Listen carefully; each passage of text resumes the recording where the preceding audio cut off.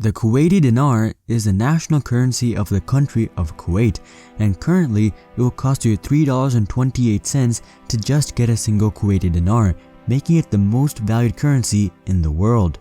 Not only is it the most valued currency, but also one of the most consistent, as it has held this title for decades.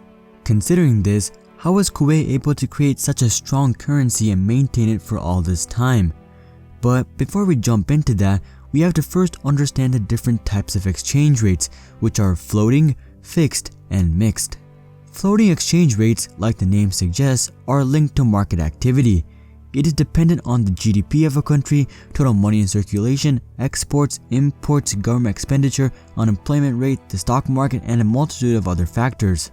None of these factors directly impact a country's currency exchange rate, but they all play a role in influencing the exchange rate. You see, exchange rates are based on a currency's supply and demand on the foreign exchange market, which is basically the stock market of currencies. When more investors want your currency because of all of the reasons that I just mentioned, your exchange rate will go up.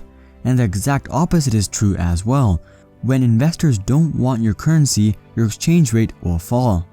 The vast majority of countries in the world use this system, and fluctuations in a currency exchange rate are usually quite indicative of how much an investor wants a specific currency.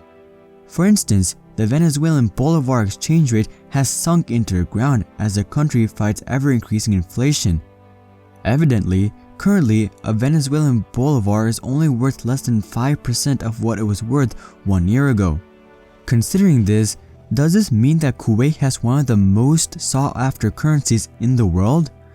Well, this is simply not true, as they are one of the few countries that use a pegged exchange rate model. A pegged or fixed exchange rate is simply deriving a country's exchange rate based on another country's performance. And as a result, the success of a given currency is directly dependent upon the performance of another currency. For instance, I could create a currency right now and peg it to the US dollar, meaning I can determine the exchange rate. I can say that each unit in my currency is worth 5 US dollars. Of course, the value of my currency would fluctuate as the US dollar goes up and down. However, my currency will always be equivalent to 5 US dollars.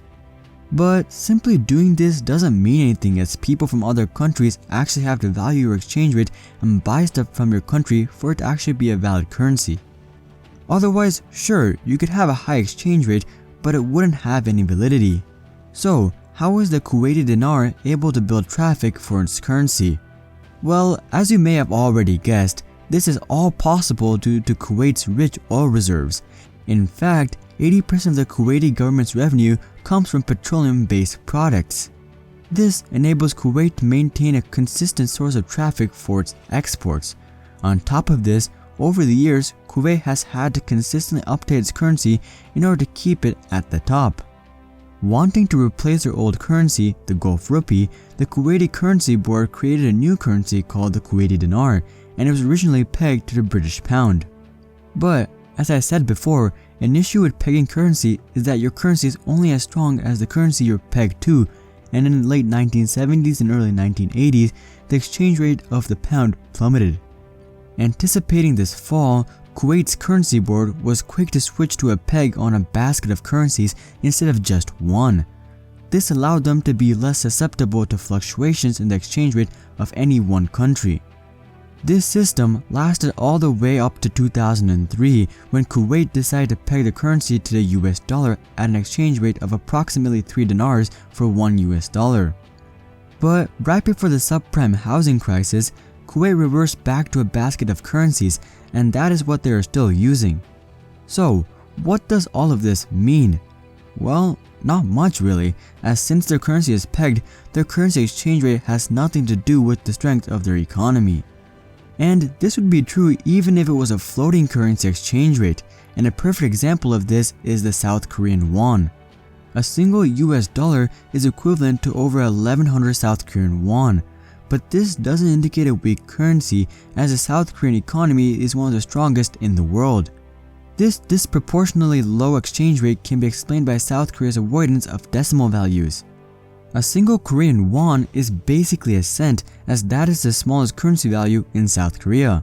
It's like if the US stopped using the dollar and decided to calculate everything in cents. This would lead to a euro being equivalent to 109 cents as opposed to $1.09. As you can see, neither currency has gained or lost value, it's simply a different type of currency. Similarly, the Kuwaiti dinar's high comparative value doesn't mean anything, as goods are simply relatively priced in the country. So in the end, Kuwait was able to create the highest valued currency in the world by simply using its oil revenue as an appeal for traffic and then pegging a currency against the most consistent currencies during a given time period. So next time you see a highly valued currency, make sure not to assume that this means wealth and prosperity, as the value of a country's currency is a bad measure of a country's economic performance. If you guys thought this video explained how Kuwait created the world's most valued currency, then make sure to drop a like. And consider subscribing if you'd like to see more questions just like this one logically answered. But until then, I'm Hari, and I'll see you guys on the next one.